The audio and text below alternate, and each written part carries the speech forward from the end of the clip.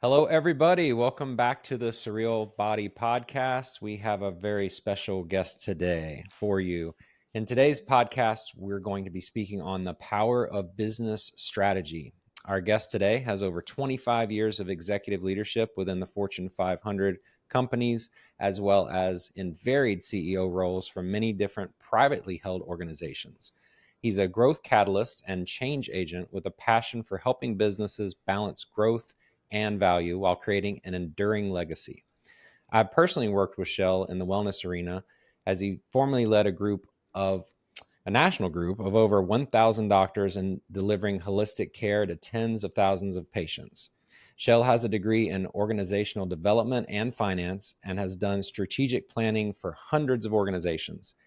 He is also a CEPA certified exit planning advisor and has successfully repositioned and sold done dozens of different businesses. Shel, it's great to have you here. Thanks for having us. Yeah. It's been awesome working with you, Zeke. You are a high quality man, and I very much appreciate our relationship. So happy to help educate, illuminate, and hopefully unlock some latent potential with your viewership. Well, I think in our realm, it fits perfectly because Nick and I started this with a passion for non-traditional Western medicine and organization of a lifestyle. And, it transitions from business to personal as well. Nick has his own business and in his space. And I think there's just a lot of different things that we can do. And I know the basics of strategy are important. So we can just kick it off with the first question of the fundamentals. What do you believe is the core purpose of a business strategy in today's competitive environment? If you reflect back to Alice in Wonderland, maybe this is going too far back, but it was absent a destination, any road will get you there, right? And I think when we look at today, there's an unprecedented amount of what I'll call noise, right? It's noise in the political channel, it's noise in the economic channel, it's noise in the social channel, the technological channel, the legal channel, the environmental channel.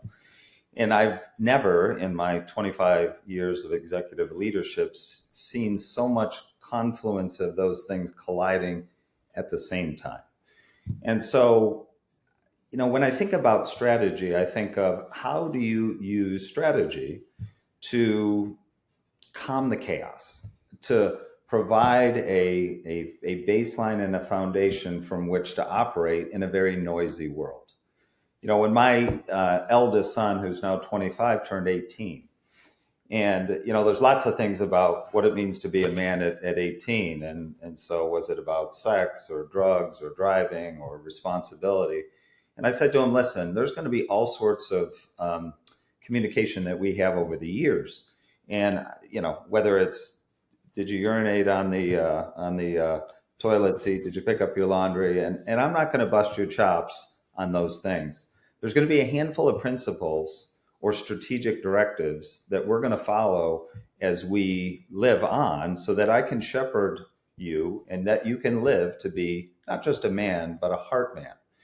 And so what I did is I said, here's a keychain. And on that keychain, it said, reject apathy, accept responsibility, live courageously, and expect God's reward. And in the chaos of parenting and children and adolescence and becoming a man, what I was trying to do is set a marker or a set of values or a simple set of principles that whatever happened in life, I could refer my son back to those different four things. And any conversation that we ever have always results back to, did you reject apathy? Did you accept responsibility for what you did or didn't do? Did you live with courage and stand in the gap for others? Did you expect a deferred reward because it's not your timing, it's God's timing? And it just reinforces that our role as leaders, and regardless of leading your family or leading a business, is to find the intersection between vision, alignment, and execution, especially in business terms. And so when you've got a way to craft a vision, to to share people a more hopeful future and a manner of prioritizing the big picture, the destination, as I said, trying to chart a course because people are lost today, and probably more lost with there's so much information and data. It's confusing people. There's more anxiety than ever because people have lost their way. And so it's imperative in terms of setting a strategy of balancing those things of how do I cast that vision? How do I align my resources and my talents, right? How do I align my resources and talents to meet the needs of whatever constituent I'm trying to develop a business in, whether it's wellness or making chips or self-driving cars, whatever that may be. And then how am I ensuring that I'm executing upon these things? Because strategy without an accountability system or without a manner of keeping score, if you will, is delusion. Strategy without execution is delusion. So for me, as a young man, it was always very important. I wasn't resourced. I had kind of a rough upbringing and put myself through college and said, boy, I better develop a framework, a strategic framework in order to unlock the potential that I believe I have. Because I don't want to make mistakes and I want to have a foundation and I don't want the world to blow me around. And so it was always at a very young age very important to make sure that I created that framework, I created that strategy, I created that those two poles between what is my ideal state, what is my current state, and create those two poles, which then creates in people's mind that structural tension. If I said, Zeke, hey, I'd like you to figure out how to get an elephant through your side office door. If I plant that in your mind, immediately your brain is designed to solve that tension and you'll begin to go to work. But if I don't plant in my mind something as an objective and I don't understand where I stand, again, from a strategic standpoint, I can't create that powerful structural tension or that structural tension in the brain because your brain's specifically designed to solve those problems. And the challenge is everybody's living right here and they don't have anything they're striving towards or a picture of what the world could or should look like. And therefore, they're anxious, right? So to me, strategy, more importantly than ever, our schools aren't teaching it, our children aren't prepared. Again, we're anxious, and that's because we don't have a method and a framework for vision, alignment, and an accountability system to hold you in play. Crucially important. Yeah. And we see it even in, I mean, Nick can share some of that he's seen within his practice as well. I mentioned earlier that we can always cut things out. So if you want to take over question 2, Nick, we could do it that way. Well, I was just going to kind of say like, I mean, all of those things you talk about framework wise, I mean, it translates to everything in life, right? Like Right. if you want to accomplish something with your health, which, in the kind of health coaching space, weight loss, all that, you have to create that framework for that person to accomplish those goals. And then there's the overlap with wealth and happiness and all of this. And yeah, I mean, like you said, the noise is just crazy now. Like it's just insane between, social media being, I think, the like super rocket fuel on the fire of noise, which then goes into, politics, business. I mean, now you got every 18-year-old kid thinking they need to have a Lambo by the time they're 19, which is like a huge distraction. But yeah, getting into the health stuff, like the healthcare system, like systematically has got their focus. So like it's such a myopic focus of like, okay, here's your problem. I see it on the paper. Here's the pill that's going to fix that problem. And, it applies to business also. So it's cool once you start getting a big picture of life in general. The strategy and the plan, the framework is kind of the same. And then you just get into the rinse and repeat part. To your point, Dr. Nick, it's identically the same. I don't live my personal life any different than I live my business life. I view my body and my family. It's, bring out the old balance wheel, right? I look at success not as, how many millions of dollars of net worth I have or what new Porsche I just bought, but How do you look at success and say, as a man, what are the 8 things that are important to myself and my family? Is it spirituality and growth? Is it financial and net worth and having financial freedom? Is it health and vitality, right? What are those things that make up the foundations for what's important in my life? And to your point, everybody's myopically focused on one of those elements, but I could Right. be, Steve Jobs was a multi-billionaire. However, his health took him out. And Right. if you don't look at the balance of those things, just like business, there are operational issues. There's sales and business development and marketing issues. There are technological issues. There are legal issues and risk management issues. There are human resource issues. And oftentimes, if you don't, when you look at a strategy, broaden your horizons to really look at the interconnections, the integrated aspects of those, both within a human and a business, you'll fail. Because any one of us is probably particularly good in 1, 2, or 3 areas, but very few of us take a look at the entire perspective and really take a moment and say, where am I off kilter in this balance wheel of life? And yeah, and it's the holistic view, like, Right. and that's what's lacking in healthcare. That's what's lacking in a lot of businesses that don't do well, or yeah, they're unbalanced. And then you just double down on this one thing, leaving the other behind, and something eventually gives, and then you run into disease in the body or something dysfunctioning in a business. So it just, and again, I think all 3 of us kind of that's why we're doing what we're doing, because we've seen that holistic viewpoint, or at least we try to, and we understand that that's the goal. Well, it's interesting, Nick. I turned 54 this past year, and I was curious too, with all the advances we've made in longevity, meaning my life expectancy is probably mid to late 80s. Mm-hmm. 100 years ago, the life expectancy of a man was 54 years old. And Yeah. so while we've made enormous gains in longevity, we are perilously off the cliff when it comes to Quality. vitality. Yeah. So it's what is our definition of success, and how does that continue to evolve through both our physical lifestyles and our corporate lifestyle cycles?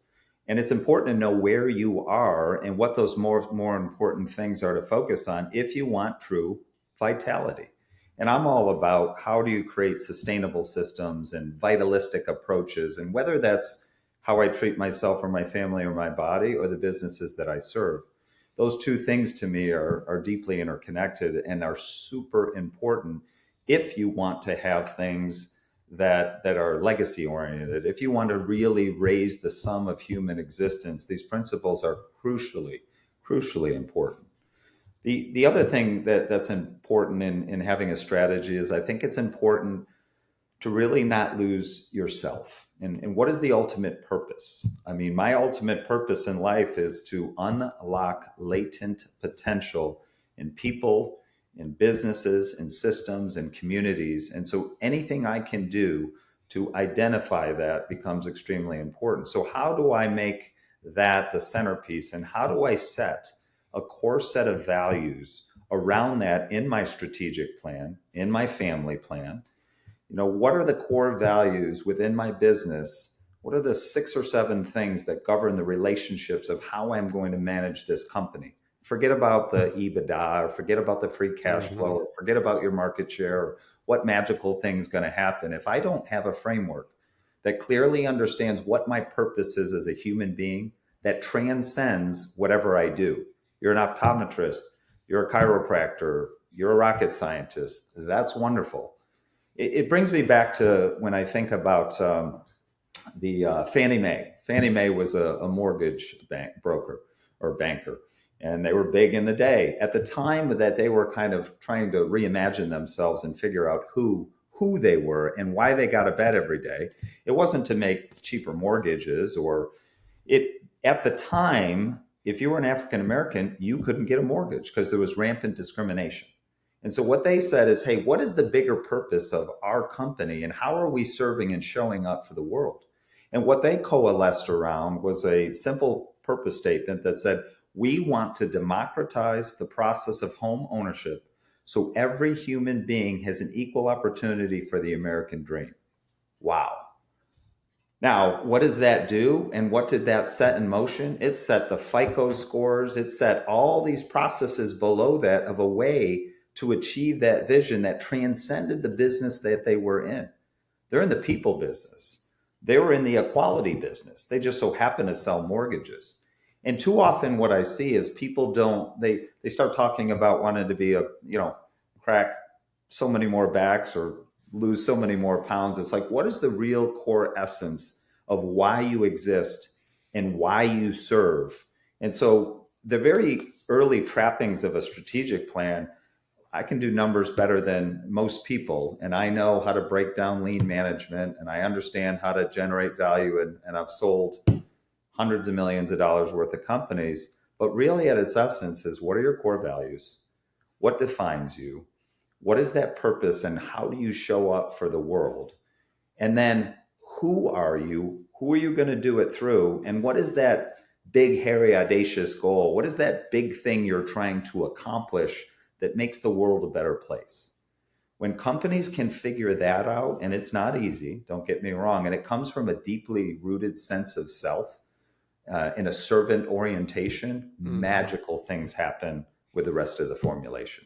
And that's where I think most people miss it, is they don't want to spend a whole lot of time in that deep introspection, and they want to jump right to that. Oh, tell me what the sales should be. Tell me what my EBITDA should be. Tell me what my waste should be. How do I implement this new software? Yeah, you're missing the point. And they don't do it because I think it's uncomfortable. It's absolutely uncomfortable to go there. And we kind of are in that world now where comfort, the comfort seeking is at an all-time high. Where then, I like to listen to guys like David Goggins, like the extreme other side of just embracing, because there's something to that, Yeah, embrace the suck. Because that's kind of where the reward lies. And you have to create some of that adversity and doing some soul searching, again, taking from what you were saying on the corporate level down to the individual level.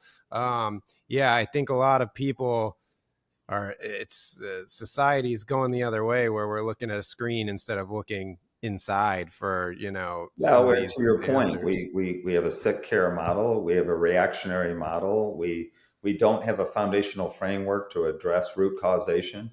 We don't have that introspective look at really holding the mirror out and saying, what am I? What is this? What is the reality of where I stand? You also can't have a strategy and this is a common mistake, it's one thing to be able to chart the future of saying, hey, I want to have this many sales or revenue. I want to have this much profit. I want to have this much market share. I want to take over the Southeastern United States, whatever those particular goals are in terms of growth. It's another thing to know where the brutal reality of where you stand. And oftentimes in strategic planning, first of all, people don't understand the balanced scorecard, right? What are the different elements of what makes me a successful man? What are the different operational, sales, technical, risk management, financial aspects of running a business? So step one, you don't know you're just focusing on a handful of things when that's not the whole equation. If you can get that done, most people can kind of say, I'd like to be in these areas, 2 years, 3 years, 1 year down the road. Where they fail next is they fail to really understand the objective place they stand today. You cannot have meaningful change if you do not understand the brutal reality of where you sit. It's speaking of weight loss, Zeke's area and wellness. The biggest loser is set up over a period of time. It's a 12-month cycle, right? Mm-hmm. And the very first thing they do is they sit there and they strip that human being. They say, hey, how much do you weigh? And they're like, I weigh about 425. All day long, they're 500, right? And the first thing they do is they strip them into a robe, they stick them on a truck scale, and they make it really dramatic. And the scale hits 500 and they break down and cry, right? Right. The purpose isn't necessarily to break down to cry or to judge someone how they got to 500 pounds. The purpose is to have an absolutely objective baseline for where your resting heart is, where your BMI is, where your cholesterol is, whatever those measures of success are for being healthy Where are you? How are you charting the course of defining what that end zone is at 12 months? Once you have those two poles or structural tension, now I have a manner of how to break those down. And the reason, even if you can do those two things well, which 9 out of 10 people struggle with, the 1 out of 10 people struggle then with the cadence of how you attack that, The how execution. you blend into that. Because I'm not going to lose 50 pounds my first 30 days. That is unhealthy. So, how is it that I take those balance elements and saying fitness? I'm not going to go have you run a marathon because you'll wake up dead. So, but I can have you start walking 3 days a week for a mile. I can, on the nutrition side, limit your soda intake by 5 a day. I can do these things, and you gradually and gently go down the path so that you can phase these and build upon successes. So many trap doors, if you will, in the process. It's really quite simple when you stand back from the proverbial cloud. If you look at things from a holistic standpoint and have the ability to phase and break those down into actionable, bite-sized steps, right? Yeah, I think part of what you're talking about earlier was the whole delusion part, like the vision without the alignment and the execution. Right. So you kind of have to break that delusion that I think, yeah, tends to plague a lot of us. Yeah. Oh, amen.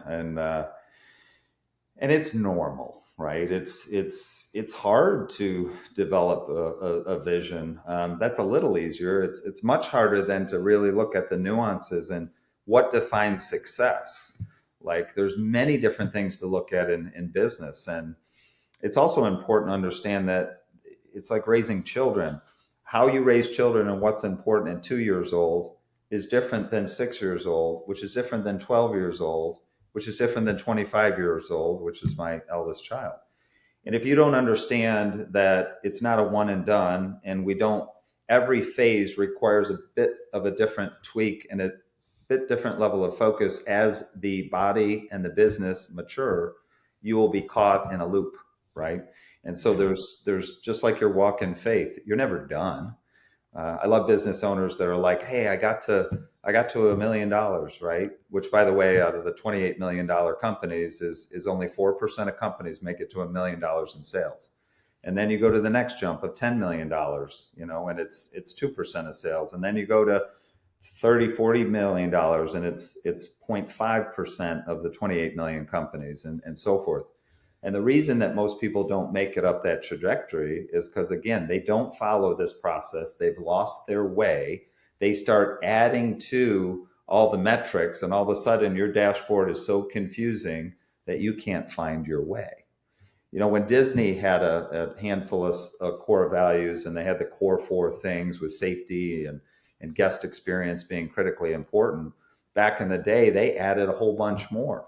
Guess what the correlation was to going from 4 core principles to 13, and what their stock performance looked like over that period of time? Straight down.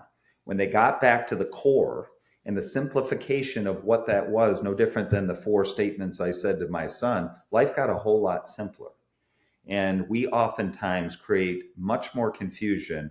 And in this environment, when it's so easy to see the squirrel, it's the next new AI tool, it's the next new quick buck strategy, it's the next new, marketing manner. It's very difficult in this environment, which means that level of discipline, focus, and creating those poles, and your stewardship and leadership about helping other people have a framework is critically important, if not the most important thing any one of us can do as shepherds. Well, What do you this is gonna, yeah. what do you I feel was like gonna, are some of the balances that businesses face when it comes to short term? In short term, they're usually startups. They're getting hit with a lot of people that want to sell them their marketing strategy or solving problems, and the company might not even know what their problems are. But there's a lot of trust there versus the long term sustainability. Once they have those things in place, um, maybe cutting off some of that stuff and trimming the fat, if you Yeah, will. I'll So, have to share with your users. I did this little mind map. I like to do little models to try to illustrate visually. And looking at the life cycle of a company from, hey, I'm an individual working, to I got a side hustle, to I start my own business, to I get to a point of minimum viable product to I get to $10 million till I go public kind of thing. What does that look like? What is the crisis of? How do you manage through it? What are the critical items you need to master as a leader? And they're different. It's no different than if you said to me, what's your advice as a parent? What does it look like at 2 years old? If I'm talking to a 2-year-old parent and I'm talking to an 18-year-old parent, these are different conversations, obviously. And so to your point, it is not a static environment. And that's the problem with most consultants coming into a scenario. If you ask me for financial advice and I don't understand your personal balance sheet, I shouldn't be talking about Bitcoin when you've got debt that's at 23% interest, right? So how do we make sure that we understand where are you in your particular life cycle as a company and the maturity of your family, whatever that looks like, so that I can then help you apply the best principles in that zone. One of the mistakes, Ike, is that people will go, yeah, but I'm following what Elon Musk is doing, or I'm doing what Susie told me to do at the meeting. I'm like, that's a $50 million company and you're $1 million. You shouldn't be talking, thinking, or acting like that because you haven't mastered the basic principles and the foundational items of leadership at that particular junction. So I'm happy to share that little rubric with everyone so it at least gives you a kind of a visual and you can unpack kind of what's most important at what phase, right? It's a good question. Okay. Well, this gives me some good homework to bring to the office on Monday. Just a little background. Me and my wife just opened our first private practice, and we're just a year and a few months in, and I can already tell, even just a little over a year, we just added on our 4th employee. Like you do start getting a little scattered with all the details, and you forget to bring it back to the very simple core, philosophies that was the reason you started the business in the first place. And I think maybe a team meeting on Monday to bring that back into focus for everybody is a good idea, just having this conversation right now. Well, and reframing those core values and doing it as a team to really what connects, not the Chamber of Commerce spiel, but what are those things that truly make you and you live by and you embody? Why? What is that purpose statement of why you exist that serves the greater good? And then what you've got to kind of think of is what are the actions? I try to get every company down to a handful of actions that they're going to focus on so we can always center our goals around these actions. So are those actions dealing with people and human resources? Are those actions are they leveraging technology? Are those actions with business and marketing and aligning your customer segments? So whatever they are for you, you've got to define those critical actions that no matter what of where you are, you're always going to tether around those 5 things, right? And so when you think about Walmart and Sam Walmart, and he started out with 2 retail stores. Mm-hmm. His big, hairy, audacious goal was $100 billion company, and he's got 2 retail stores. So he's like, that's a pretty big, hairy, audacious goal. And so what he did is he said, hey, I'm going to focus on these 5 things. If I can understand one of my 5 things is I'm going to have to be the best buyer in the world in order to allow everyday folks to buy the same as rich folks, because that was his purpose, not to ship jobs overseas, not to rip people off, not to underpay people like the mass media may articulate. His purpose was to allow everyday folks to buy the same as rich folks. That's what his purpose statement was. He set out to be a $100 billion company. And he said, in order to do that, I've only got a handful of 5 things I got to do. I got to become the best buyer in the world. So it's all around supply chain and buying. He had to be the most strategic real estate developer in the country. And if you realize right now, I think every store covers like 95% of the population within 3 miles. I don't recall the metrics off the top of my head, but you understand where I'm going. He set these principles out. And so he said, I'm only going to do these 5 things in practice. Now, if I'm going to be best buyer in the world, he didn't set out to be the best buyer in everything in that next 3 years. He said, hey, maybe I'm going to go after the houseware segment, or maybe I'm going to go after the grocery segment, or maybe I'm going to go after the whatever segment. he broke those things down, but he always knew, and his team always knew, we're always doing these 5 things. So every time we have a conversation, it's centered around these 5 things. And that's challenging because there's so many different ways, Nick, you can go to market, you can serve people. But if you don't have that tether with these are the 5 critical elements that we're going to do things, then, I don't know what you're doing. When people get lost, I'll often say, they're like, I don't know. And I'm like, all you're doing is trying to grow something, engage something, or create a unique experience around something. So if you get really stuck, growth, engagement, experience. Growth, engagement, experience. At its core, if you're not doing those 3 things on a regular basis, you're not doing something right. And you're certainly not going to go set the world on fire, cross $1 million and create freedom. So whatever that measure is for you and how you're going to reach that big goal and how you lead your people to get behind you to say, I want to do this because there's a societal ill, because I want everybody to get a mortgage and I want freedom. And what is that thing that you're trying to accomplish that's bigger than you? And how do you break that down? And then how do you create a system where you and your team are laser focused around those things, regardless of what the rest of the world is doing, swirling around, and what the latest management du jour is, and what the latest, reel is, and what the latest software technology is. Once you have that framework, you're able to be much more focused, much luckier, right? And much more sustainably successful. Yeah, I love the Sam Walton story. That was one of the first books I ever read as far as like a business related book, Made in America. I was actually in optometry school. I was reading that book while I should have been listening to a lecture probably, but I don't know about that. I think we need a whole lot more direction for our youth in terms of practical application of planning, communication, and financial acuity. There's no doubt about that. For sure. With this being an important year, elections coming up and everything that's happening with the economy, when we're in a downturn market that has a lot of these disruptions, what's your opinion on how businesses can stay true to their strategy? Sure. There's only 2 times in my corporate career that I've ever changed a budget. So typically speaking, before the November Thanksgiving holiday at any company I have ever run and currently run, because I am currently engaged with 5 different ones, what I will do is I will set that budget with a management team. And that budget will say, hey, we're going to do 25 million in sales, and our gross profit's going to be 32%, and we expect a 11% EBITDA and a free cash flow of 3 million. I really, really define what that looks like. And then I break that down to how we're going to do it Q1, Q2, Q3, kind of in a hockey stick, right? I don't just take the number and divide it by 4.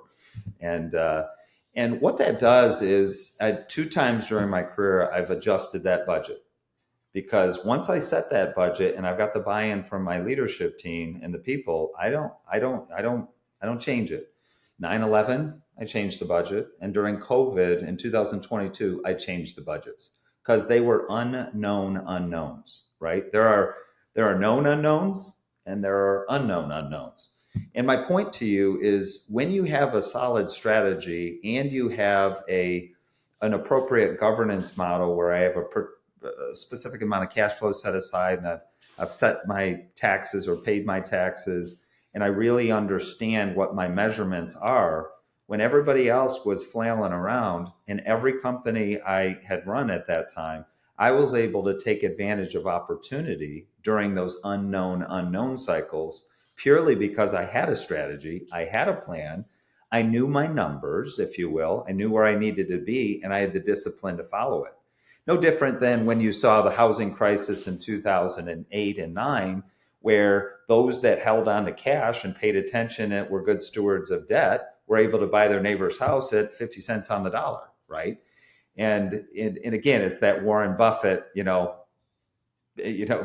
when others are being greedy, stand back, and when there's opportunity, you've got to be prepared to be there. So I'm a pretty conservative guy. I think it's important when you look at goals, no different than my personal financial statement. I'm always leaving that kind of um, reserve in place and proper things in place and gates so that everybody understands that, hey, we are not going to be jerked around by the world. There's just things that I can't control. And so, therefore, we need to be prepared for those eventualities. So, you got to have a good long term plan. And you also can't ride that plan, you know, down into the ground. There's times when you've got to retrace and say, hey, there's new factors or new evidence or new things or new political challenges or new tax structures. So I'm sitting here going, the election's gonna potentially change things for a lot of people. So I need to kind of be ahead of that. What could be the implications, and how do I hedge a little bit against that? And more importantly, how do I get that much more disciplined about what I'm doing? Because if I'm about ready to get into a season of challenge, I better be super disciplined and not more lax. And the problem is when people see uncertainty, they tend to start throwing things at the wall to see what will work. And that's the exact opposite thing that you should be doing. Uh, that resonates with me. That's a great point. It resonates with all of us, right? Yeah. Yeah. Well, before we wrap up, what are your top 2 to 3 takeaways for business leaders looking to develop or refine their strategies? I think there are so many unique opportunities in this marketplace with as challenging of the noise. The level of platforms and integrations and software and reach is unprecedented. So I'm super excited. I use Chat GPT all day long. I mean, I am a really good attorney right now, even though I don't practice law. Um, Agreed. I'm an even better writer than I used to be, and I'm a good writer. My point is that I leverage these as tools, and but I think to Nick's point, we get so absorbed in the noise, like shut it off. Take your people away. It's a wonderful time as we advance another year and get close to a year end. Take this time past October and really sit down with your team and or yourself or your wife or your spouse and say, what do I want? What has to occur in the next 2 years, the next year? How would I define success in my personal life and in my business? What would those balance areas be? What would the scorecard look like? Like, is my net worth going to be $2 or $2 million? Like, put numbers to it that make sense. Go back and look at really where you are to see what that gap is, and then try to help bring the team together to frame how you might go down that path and bridge those gaps. Because once you do that and lead people and reaffirm and make a recommitment to whatever those core values are, and you recleave together, whether it's a wife or a husband or a spouse or a business, they're no different than how you would do this in life. And I just think we all need a breath.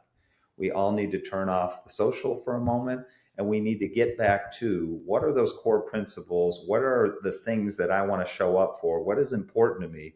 Where's the stand I'm going to make and the imprint I'm going to make on the world? How am I going to define that? And then how am I going to engage my employees or my partners or my supply chain or my consultants, whoever that might be, who's in my circle that's going to support me in that effort, and make a recommitment. And I think more than ever now, and I know we can all feel it, I know we've had separate conversations about how this looks and how it impacts our lives. That's the best way we can show up for our people. And again, your job, vision, alignment, and execution, and a manner to hold somebody accountable. And I think if you can combine those things, we can do some really great work. We can unlock this potential that we see around us, and hopefully we can do our part to make the world just a little bit better place. Wow. Well, this was an amazing podcast, and it's been such a pleasure to dive into your brain in a way that can help others, and others can hear your vision and where you came from. This is certainly helpful to both Nick and I know many others. Yeah, I'm going to be able to take a lot of that into the office. on Monday morning. Well, we're gonna have a weekend powwow after that conversation. Listen, we've all got an opportunity. It's like if we can light these little candles, like we can illuminate something big. And these privately held businesses, I mean, these CEOs and business owners get a big knock, profiteering and margins are too high. And, the corporate CEO makes 800 times more than the lowest level employee. The reality is that the work that you guys do, that $1 million, $10 million business, that is the lifeblood of our economy. And these people take great risk every day. And these people sign personal guarantees and have to deal with some of the most complicated tax code in the world.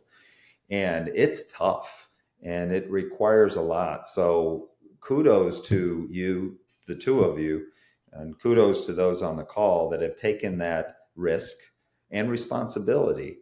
However, you can't shirk that responsibility.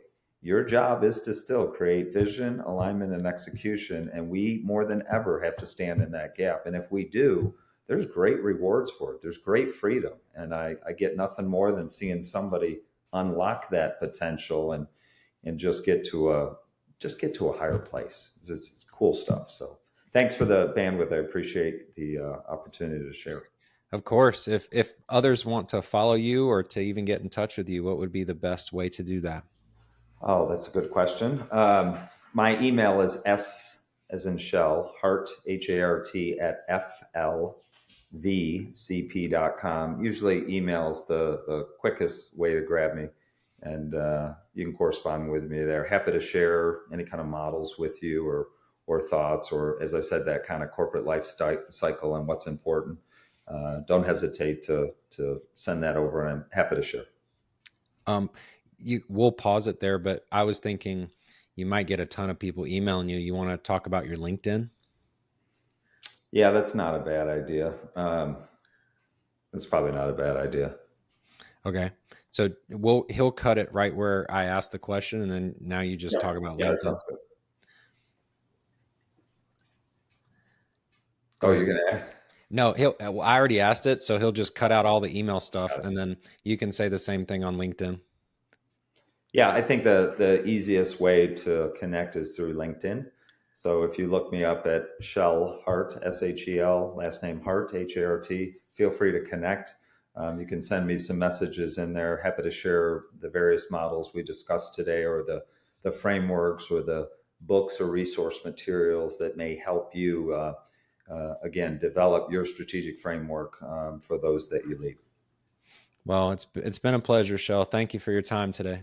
Thanks, Yeah, guys. really appreciate it. Again, that was a really, really good conversation. I know I got a lot out of it, and I think a lot of the viewers will too. Awesome. Thanks, guys.